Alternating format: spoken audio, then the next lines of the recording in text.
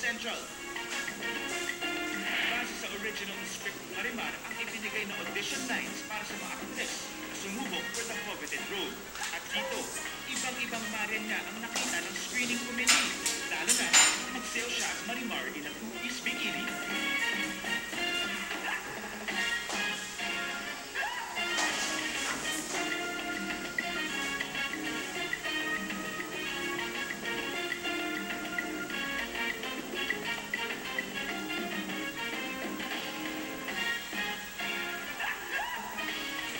Ito naman ang sample ng isang kilig na eksena niya kasama si Sergio.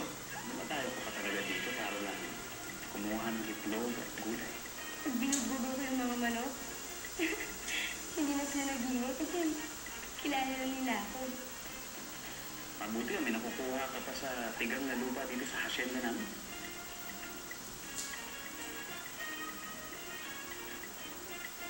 Alam mo, masasabi mo lang yan dahil mayaman ka. Marami kang pag-aari. Pero sa totoo lang, kapag sa akin napunta tong asyenda na to, maglulundag ako sa tuwa. Sa isang eksena namang abusok na si Pulgoso. Ay, Pulgoso. Hindi ko yung maitatanggi sa'yo.